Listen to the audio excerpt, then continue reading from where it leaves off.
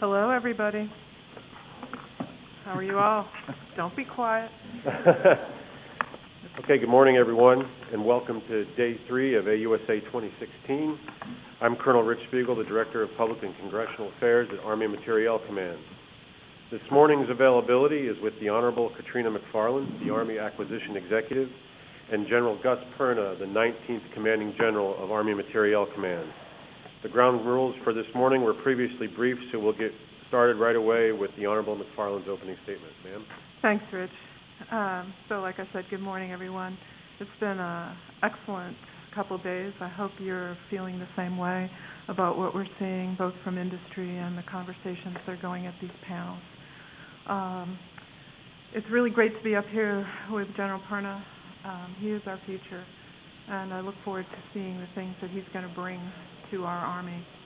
On behalf of all of our Army, when we look at what we're trying to do as a team that you see in front of you, we look at how do we create readiness through life cycle management, not just the performance, but really the ability for people to operate with the gear that they can operate with, simply providing the capability they need to have and making sure it's there when they need it. That's a team effort. That's an Army effort. That's a whole of Army effort. And we've been working for years. Even though I've been with the Army only since the 2nd of February, and it's been quite the honor, a lot of the activity that I brought to the table I had been working on in a previous life at the AUSA Secretary of Defense. And so one of the challenges that we've been working on for quite some time is life cycle management as a team sport, and how do you create the environment that drives in the ideas of, from the beginning or conception of a material solution until the time you dispose it. How do you think of measuring that? How do you think of creating that environment? How do you make sure that people's bandwidth isn't consumed because it's such a large enterprise and it's such a large amount of work? And so from when Gus was working at the headquarters at the G4 until now, we've been working on something we call transition to sustainment. And what that really is inside the life cycle management process, of which I'm responsible to the Secretary and the Chief on, I have elements of execution and the skills and the talent I recruit from within AMC. And I'd like to strengthen that relationship and how much and where I recruit from AMC, because it is the best interest of the Army, but also to create an ability to manage more succinctly a phase in the life cycle called sustaining activities. And so what we have done as a partnership is we've agreed upon areas inside of the life cycle management that are best suited to be executed by the Army Materiel Command. And there are effectively 8 core business areas, and they've been performing them already. The issue is, how do we create the dynamic that they're effectively the strongest vote at the table? Okay? So in that regard, things like when we build the life cycle management and support plan at the beginning of the program, do we have the right sustaining engineering available and integrated into the program's design, working as we craft that business proposal with industry, so that when the end product comes out, that it is ready and able to be worked by our soldiers in the best business case that the Army needs at that time. So I'm not suggesting that there isn't always a continuous balance. At certain points, we may sacrifice the performance of a system to be able to create that readiness level that allows us to actually, in the largesse, have a better performance overall, because the soldier is more agile and create the ability to be operating on that system quickly. In the other case, we may sacrifice performance is also, in terms of reliability, an element, as well as sustainment. If we take a look at another area that we've done historically, you could see MRAP, where we did not take into consideration the logistics and that sustaining activity to the rigor we would like to, as an artifact of risk that we had to address immediately for our warfighter.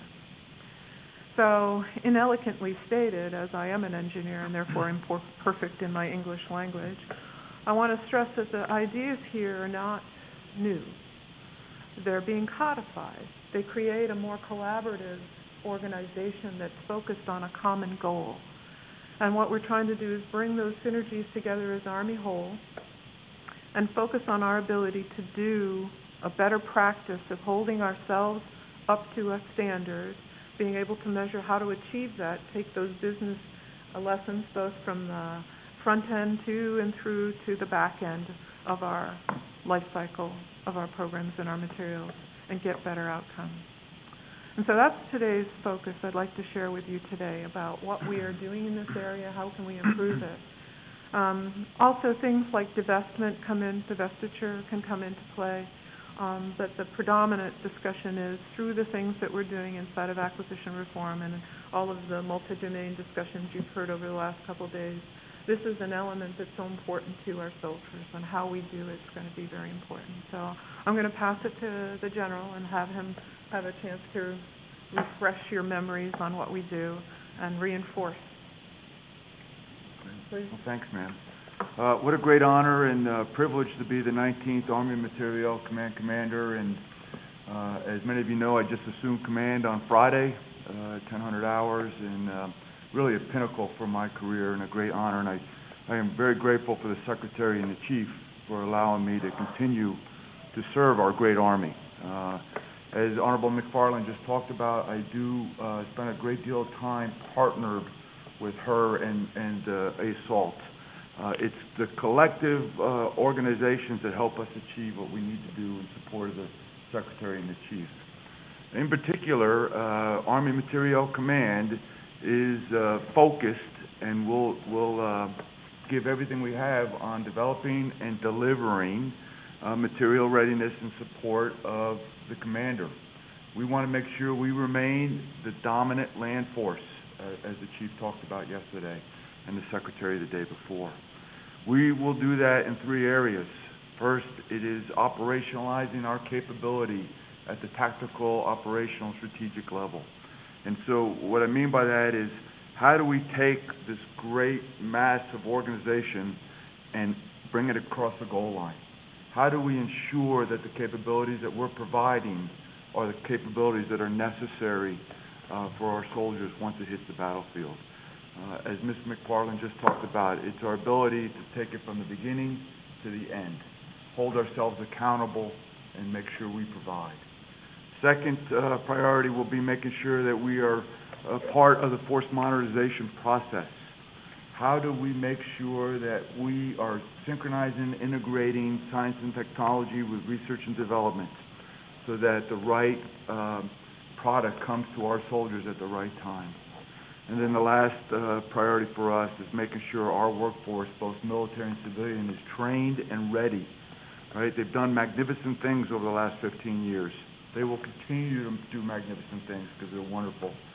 But we must make sure that they remain educated, held to a standard, and that their focus is on the soldier that's out in front of at the battlefield. So with that, I really look forward to your questions and partnering with Ms. McFarland in this. So Ms. McFarland and General Perna will now take your questions, and we can start over there. Go ahead, Jeff. Thanks. Jeff Martin with RedstoneAlabama.com. Questions for you, General Perna. With coming into AMC and with the brand new, where do you kind of see AMC going specifically with modernization?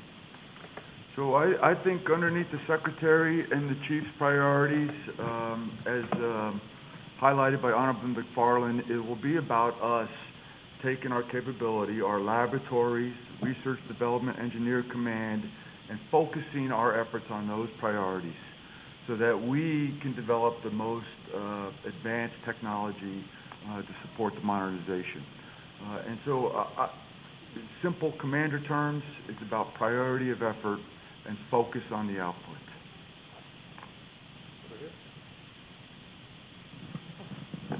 Hi, thank you. Lee Jung Greco, Flight Global. Boeing was saying the other day that they're looking at a second iteration of the E model for the Apache or a possible F model. I spoke with General Murray's spokesman, and he said that the Army is not looking at a possible F model for Apache as sort of a I guess, bridge to FVL. So you had mentioned investing in S&T. How do you plan on keeping FVL on track so that there doesn't have to be a longer bridge with Apache? Yeah. I'm actually going to defer that to Honorable McFarland, if I may. Well, I'd like to set the tone that we are trying to focus, because we have so little time with you, on the transition to sustainment and that life cycle management. But to this point, because it's related to how we do the business, we have a great community inside of AMC that supports our advances in technology. And they are working and have continued to work with industry on things like the FMR and the actual FVL. So our efforts will take our resources and balance them to determine how we can make sure we stay abreast of that threat. And the underpinning of that conversation is that last sentence. One of the things I didn't mention in my opening statement is in order for us as a team to be able to provide to, the Army the right equipment at the right time is to understand that threat well enough. And that's where we have to take our limited resources and prioritize. And that's the guiding principle to modernization. And so we will definitely look at what we have to do to increase our capabilities across the spectrum, including aviation, and how that falls out against the threats and where our capes and limbs are, capabilities and limitations. Okay. Hi, David Isby, Air International. Still on aviation, what changes in acquisition? Everything costs a lot and takes a very long time, and ITEP and FVL are exhibits of that. How can we change this? What are you doing to change this? So thank you. Actually, that fits very nicely in our discussion. When you take a look at the life cycle management of a product, you should have the ability to understand from history best practices or failures and how that contributes to your outcomes. And in order to do that, we need to have the ability to measure ourselves. And one of the objectives that General Perna and I have is to actually lay in those measures. We started a couple years ago. They began on this process with the JASR, which unfortunately we live in acronym soup and I can't. Joint assessment, something. Strategic review. Strategic review, bless you. We do had and continue, like our contracting enterprise review, to look at how we're doing that business. And so we're going to use a process scrub, if you would, to deliberately assess what are impediments to getting to a swifter closure with a more cogent discussion with industry on what we want to achieve. And that's the entirety of the life cycle. That's creating the right requirements to actually understanding what does that do to the sustaining and readiness of our troops. So in specific, if we look at our objective of trying to maintain the overmatch, we have to be able to prioritize that and recognize where in our toolkit we have opportunities. And that is the Rapid Capabilities Office, for an example. It is the use of other than transactions, which are contractual tools that create consortiums and other than transactions that are much more flexible. And so we're looking at the full spectrum of tools. And inside of our readiness, one of the things that we're also looking at is an opportunity to create money, if you would, resources, to work on balance between that which is the fielded equipment and that which is where we want to invest into our future. And divestiture is a very hot topic within our Army. If you want, you can, please. So, we have to look at things not just in one single portfolio. We have to look across all portfolios. And then through the processes that the Secretary and the Chief have aligned and Ms. McFarland and I are executing is we have to provide them options, right? And allow them to understand the risk so they can make the decisions. Inside of that decision-making process, what we're trying to do is provide information to them that the span of our total programs might not be all necessary in association with the requirement and the risk on the battlefield. And so we're trying to present decisions to them so that they can create space, right, to advance other programs faster or to delay programs as required depending on the requirement and the risk. And then the tactical piece of that is how do we eliminate the excess equipment that's on the battlefield so that we don't waste money trying to maintain it for a requirement that doesn't exist anymore, for the just in case. over 15 years of war and a great acquisition process. For those of you who were in the panel the other day, I'm a huge fan of what we've been doing. And as a soldier on the battlefield, I received a lot of what I needed when I needed it, and I'm very grateful. But is that equipment still required on the battlefield? And if it's not, what are we doing with it, right? And what are the processes to eliminate it? And how do we connect new fieldings with elimination of old equipment? And so it's that whole process that we're looking at to try to really make ourselves better and focused on delivering things faster and better. There was a question over here, then we'll swing back to my far left. Dan Wasby with James. As you're talking about sustainment and life cycle cost and improvement and all that, General Perna, I think your predecessor was very interested in 3D printing. Yes. So how, I guess specifically, what programs or initiatives or things like that are you guys looking at to, I don't know, add 3D printing to your life cycle solutions? Or so I'll begin, and I'm going to ask Ms. McFarland to really catch me up. But truthfully, I'm a huge advocate, right? I believe that our two greatest things that we can really make advancements are robotics and then additive manufacturing. And I think that there's great strength in additive manufacturing, and I see it being located in two places, quite frankly. I think at the strategic level, at the depots, and at Army pre-positioned stocks, we can use it to reduce the supply chain requirements and help us ensure that we get, the products moving through our lines in a timely manner. And I think that would be powerful for us because we have to take the depot workload, as I said earlier, and really operationalize it to the requirements, connect it to the sustainment readiness model. And I think additive manufacturing will help us there. The second piece is forward. Where do we put it on the battlefield to eliminate supply chain requirements, i.e. put something in a convoy, or reduce the time that it takes to repair something that we know is down? Truthfully, I believe we have to work through that, right? We have to come to consensus on the business rules for that. We have to understand the impact to supply chains and support requirements, and then we have to direct the execution. But those are the two main areas I see where it will be very helpful. Absolutely, and I think in our labs right now, there's a lot of discussion about how do I reduce the logistics and maintenance burden on our soldiers through the uses of things like the automated, autonomous, and additive technologies that are coming out.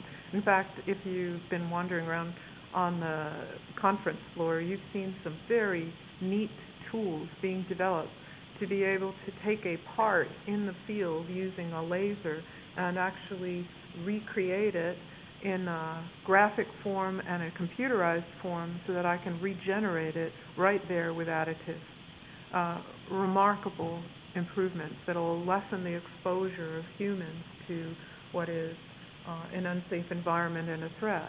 And every time you bring an additional person to the battle space, there is a huge infrastructure that comes with it. So the more we talk about how we reduce exposure, particularly in that logistics field and in that sustaining and readiness attribute, the better we're creating the environment for our soldiers and where we need them most, which is at, of course, the pointy end of the spear.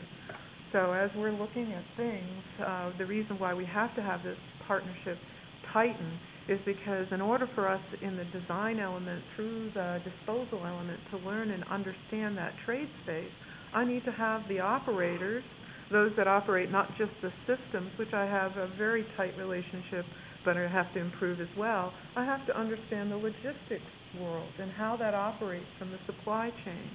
And how does that translate when I look at my design and build?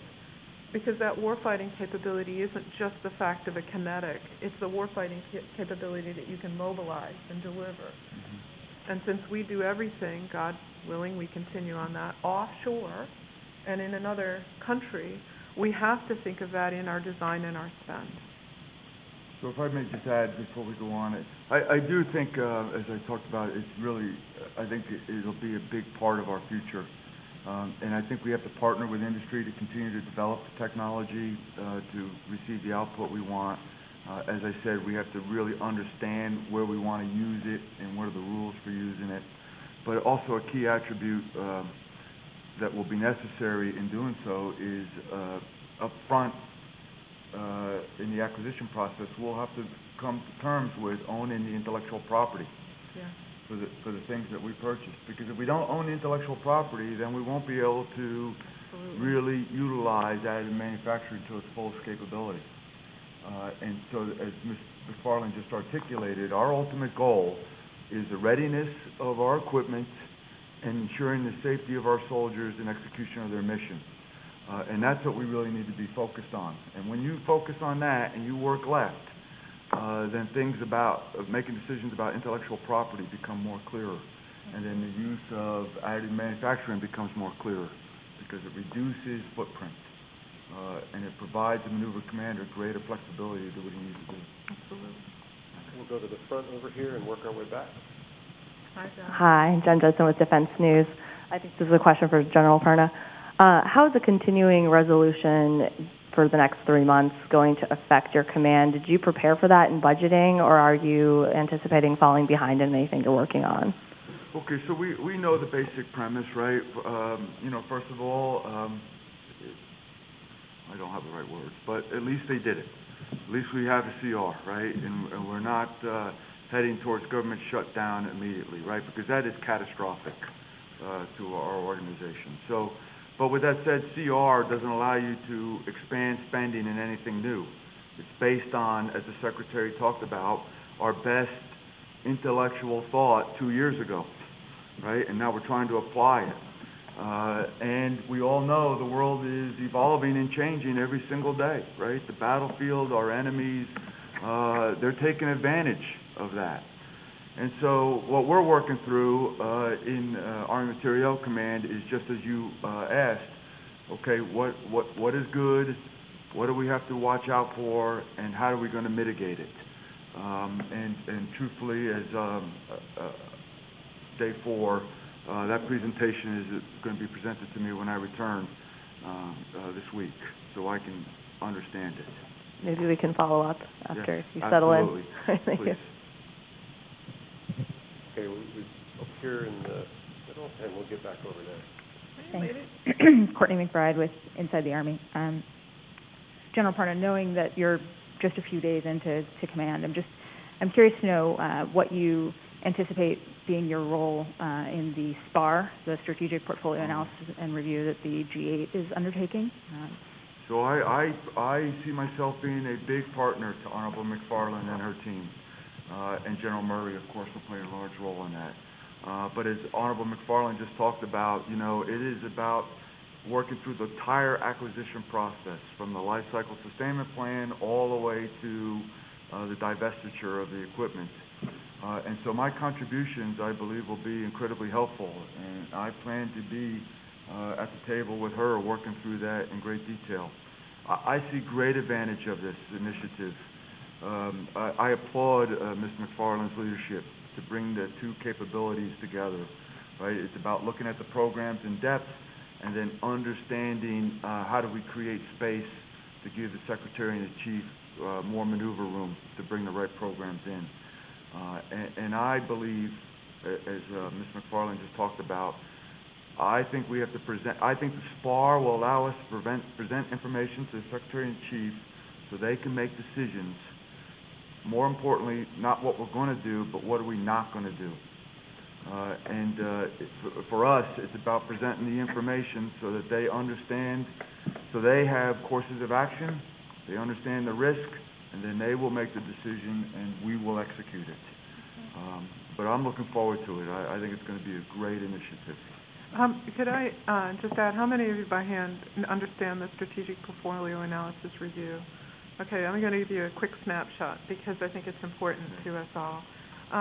In terms of what we've been trying to accomplish is to have the ability to state inside of the Army what is our current and upcoming and future, because there's really 3 main phases in terms of what we have in equipment and capability that we're always dealing with. You can lay on top of that a budgetary system. You can lay on top of that the threat, and then you get into the training and the fielding. And they're all tied to the resource underbelly. And so if you really understand what your trade space is, up to the practice of acquisition actually is pretty mundane. It's just a risk balance. It's the process that overlays the practice of acquisition that gets kind of gooey. And so if you take a look at what the practice requires is that milestone B, we should have the requirements to a very precise enough level to go and contractually bind to a product that we intend to deliver. So it's almost the loaf and the recipe has been chosen. We're going to make, we'll choose the holiday pumpkin bread, and we're going to know exactly how long it's going to bake, and we know effectively what the ingredients are, and we're going to progress forward. So up to B, we're not really sure if we're going to have a dessert or a main course. And that product that we're working on from up to and inclusive of B is our future, 2025 and beyond, if you were to take the instance of today. But once you get to B, that's effectively the period of time that's going to be up to 2025. But what really has the largest investment is after you fielded it. And that's really in the sustainment. It's the equipment that we've got that we're operating on now. That's the largest investment that we have. And so if you look at the three pools of money, what you care about for today's fight tonight, what's tomorrow's fight, but almost tomorrow, like really close to us tomorrow, and then the future fight, there are three pools of investment, and you need to be able to present to the senior leadership that trade space associated with risk, hence the threat progression and understanding it, relative to the training and the readiness that you need to fight today with. And that should be presented in a form that the corporate leadership understands what they're doing and can be more articulate in presenting to the public, Congress, and ourselves what their risk is that they're taking with that investment. Because if you look at the dollar figure on the bottom line, it looks huge.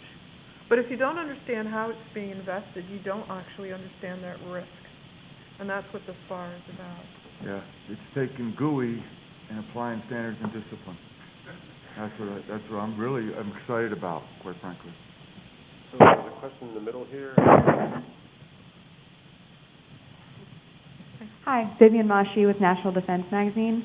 Ma'am, you talked over the past couple of days about the need to unburden our soldiers, and I was wondering if you could provide any update on the efforts to lighten body armor, what updates you have, and if you've seen anything, any opportunities, whether on the floor or elsewhere, to fulfill that goal. Thank you. Absolutely. The Army is an amazingly diverse entity when it comes to not only the science and technology skills, but also the corporate knowledge that it has right now to bear on a problem. And so, as I was referring to, and as the General was talking about, the insight into the readiness, that is the actual operating forces capability, has two pieces to it, that which is the tactical and that which is the infrastructure that provides for it. And the two have to have an intersection, and that's what we're talking about when we talk about creating readiness. And that is looking at how do I shorten the timeline to get our guys trained with that equipment and recycle them back into the battle. And while they're in the battle, making it simple enough, this is really hard, but it's very important, simple enough to maintain and sustain without having to have a reliance on an infrastructure that's going to have to be there in order to be successful. You can't get to perfect. There's going to be trades within that. It's affordability driven, while it's also technology driven and other things. But that's what we're trying to look at, is unburdening the soldier. The soldier is our pointy spear. We don't have ships, we don't have planes, we have soldiers. And in order to do that, we have to think in that parameter of what some young 18-year-old, wet, cold, and in a foxhole is worried about, and what did I create for him to worry more about? And that's the hard problem. So if I create something that takes 22 steps for him to go through on an electronic system before he can get to go, I have failed him. Right. If I have a system that's out there and I have to set up a radar, And I have to find the perfect setup where somebody's actually, like if you remember the old dog ears on TVs, but you all look far too young for this. But anyways, we used to stand up and hold a wire out the door so Dad could watch the football game. Well, if I have to do that with a radar while people are getting shot at because I haven't really constructed something that can sustain against what is the actual environment, I failed. So that's the part that we're working on, and we're working diligently on it. We're creating tools like for radars, I'll talk about that for a moment, which is something's called the probe. The probe says if I take it and I stand away from it, I can tell you by actually surveying where is the best setup for that radar inside of that environment, so people don't have to keep moving around. Sounds simple, but if you don't think about it, it's not there when you need it. I'm wanting to take, and we're working towards a common interface standard. Interface not as something to plug in, but the soldier to machine interface for how I dynamically operate here. You know, I know you've got a whole bunch of this too, so. So I just, again, and I said it the other day, but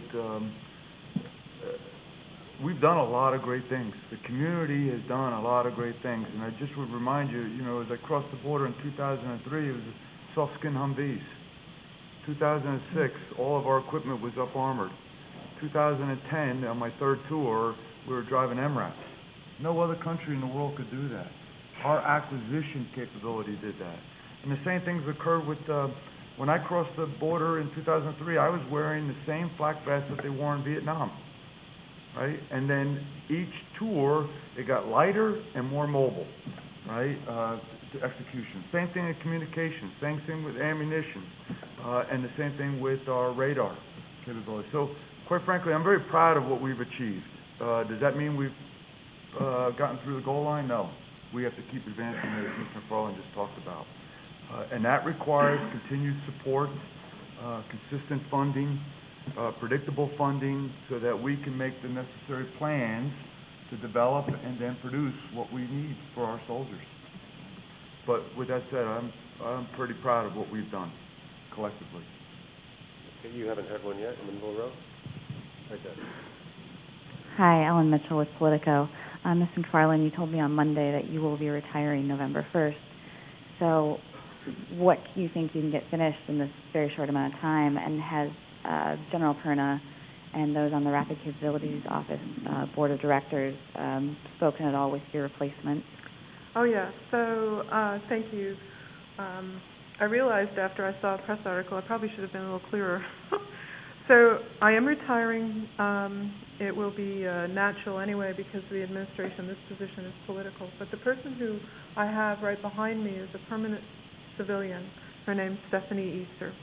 And Stephanie is the person who, under the Vacancy Act, which is the law, and it's a very convoluted law, but it's the law, she will rise up and have full authorities, the same authorities I have, until a new administration on nomination and a confirmee comes into this position. So there will be continuity. But if the underpinnings of the questions are, how can you continue this, I assure you, and I can say this personally, it's not an individual who accomplishes those broad things that we talked about. It's an enterprise. The enterprise has to believe in it. The enterprise has to be held to it to ask itself how it's going to achieve it. And that's my role that I've been playing out, because it wasn't just me who came in with these concerns. It was the secretary, it was the chief, it was the vice, it was the Secretary of Defense, like in the contracting area. So my ability perhaps to communicate it, which is odd for an engineer, I understand, but in order for our community of practice to get it and to move on with it, is just a vestige of having 30 years plus in the business. The good news is Stephanie comes with the same, and very good expertise. And General Williamson and his successor and the cadre of senior people we have throughout our Army, and instantiated right here next to me in General Perna and General Weiss and Alicia Adams, we have phenomenal skills. All we have to do is coalesce them, get them on the same path, and once the Army gets to an agreement, it moves out. So I'm sure that the Army's going to be cared for. We're completing in the next couple weeks some very important things that we had been marching to since February. We already initiated the transition to sustainment. We've got some acquisition reform on processes coming forward to the Secretary and the Chief. Those will tie up in a plan of action and milestones that the organization will continue to, and I expect some really good outcomes that I'll be able to watch. I'm very proud. Yeah, if I may pile on to that, just so I feel good when I walk out of here. I've had the privilege of working with Honorable McFarland for the last 8 months as the Army G4, and then I just recently transitioned to the Army Materiel Commander. And what I personally look for in senior leaders is competence, commitment, and character. And all three of those attributes can be reflected in Ms. McFarland. And clearly, I considered myself as the logistics, as the G4, her logistics expert. And what I appreciated most was her ability to define an end state and then allow people around her to provide input. And it's important for senior leaders to be able to take candor and adjust. And never have I been more welcomed in conversation, whether I agreed or disagreed. And quite frankly, there was times we disagreed, right? But at the end of the day, we moved forward on what was best for the Army. So I just want to tell you, I really appreciated your leadership. Yeah, that's mutual, as they say. And as I transitioned over, you know, you flew down to my change of command and offered the support, and I was very appreciative. Yeah, that's heartfelt. So we'll come to the third row here, and then we'll get back up front. We do have time for a few more, so we should. Thank you. Dan Parsons with Defense Daily. For industry who may be concerned that the Army ASALT wants to focus on transition rather than acquisition, just sort of what's your message as far as where opportunities might lie over the next 10 years before major programs come down the pike, and what can industry do to help you on this transition? Oh, wonderful question. Geez, I couldn't appreciate that as much as I would have never thought that. So the industry partners look for what their value proposition is, and the great part of industry is it really answers what we ask for. And if we're a smart customer, we get what we want, and if we're not a smart customer, we may not get what we want. And so one of the biggest things that I'm trying to stress just a team partnership with everyone, because the Army is the national security asset, is how do I create that environment that they understand how they create that business proposition, that value proposition that addresses that full trade space. We have not been cogent. In certain cases, we're very deliberate and say, we want this reliability, we want this sustainability, this maintenance proposition, and we do it very well. I'll take JLTV as an example. I think it's a marvelous construct, and it took some great minds to pull that all together.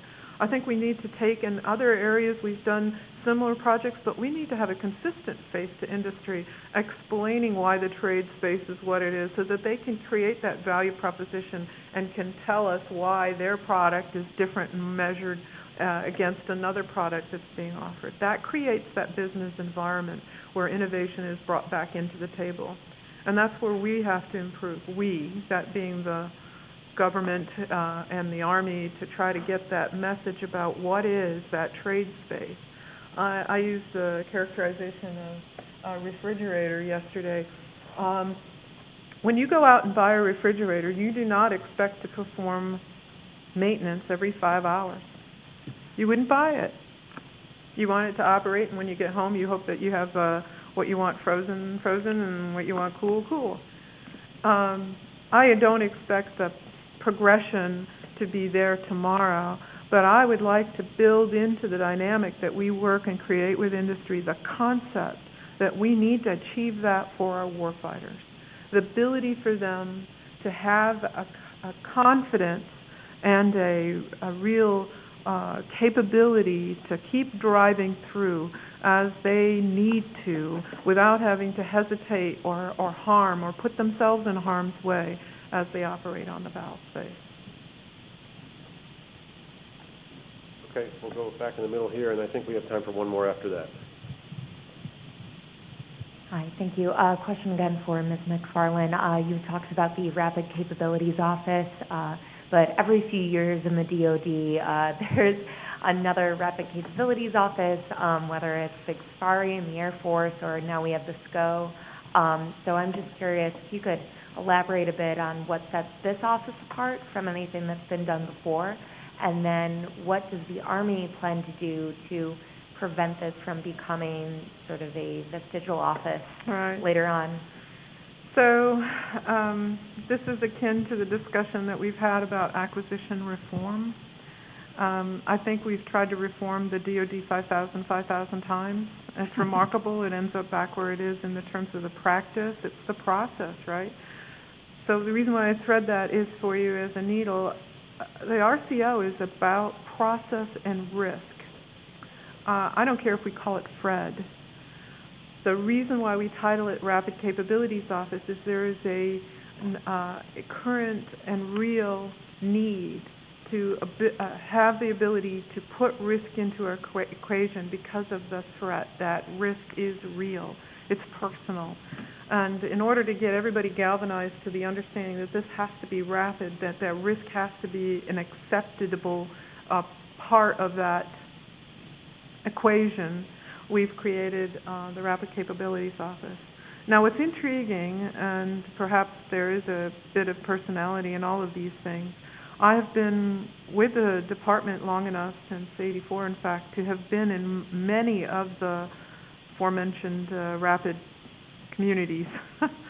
So Big Safari, the Strategic Capabilities Office, the Air Force's Rapid Capabilities Office, the Rapid Equipment Force, the QRC. We have a lot of actually really agile tools that we use, not just in the Army, but in the other services.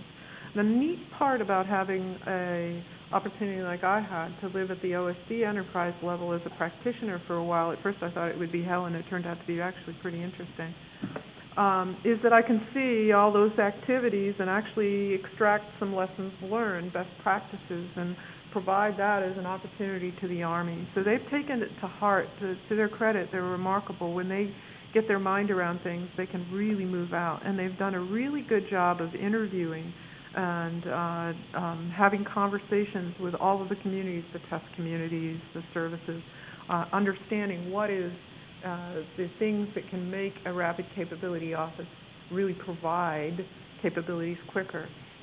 And so they focused in on some very particular precepts, if you would, for that, and then we'll grow from it. They took into account that, you know, if it's off the shelf, that's kind of the Rapid Equipping Forces toolkit and the JUONs, if you would.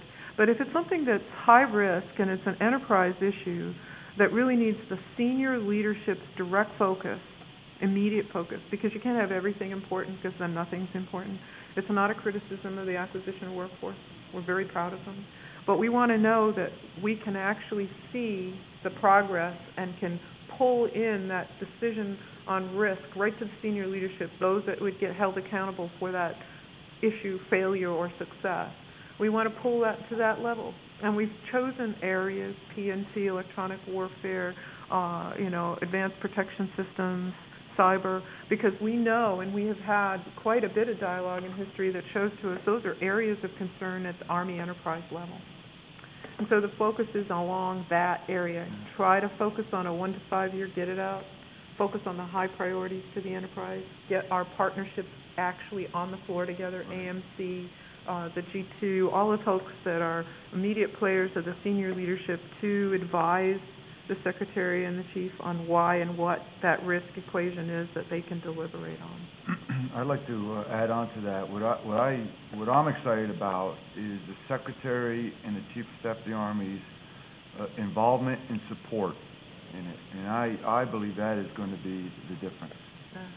And so I think that's going to be powerful. The team approach that they're taking has been clear. Their guidance has been clear, and we are moving out. So. Well, I'm not as old as Mrs. McFarland. Thank you, God. In fact, I am older. No, you're not.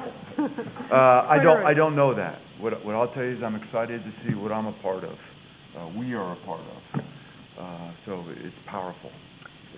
I wouldn't say that there is something that you could deliberately focus on in terms of trying to disparage some other services capability office, because each of them are contributed to by their own culture. And as you all are very familiar with, each of these services have a deliberate and very distinct culture. We have the Go Army, Beat Navy, Beat Army, Go Navy, whatever.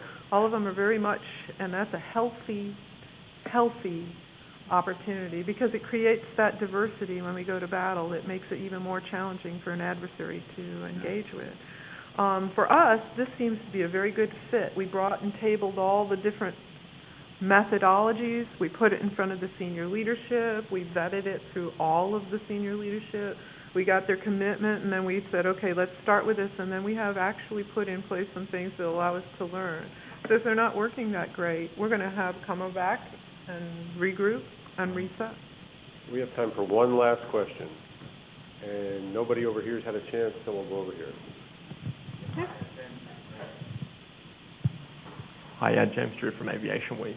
I'm just wondering, on your approach to future vertical lift, sorry if you've already talked about it, but how is the Army approaching, has the Army got the right acquisition strategy for future vertical lift and introducing next generation rotorcraft systems when there's a bit of a mismatch between the engine developments, you're going with ITEP first, but then a heavier class of aircraft also first for future vertical lift?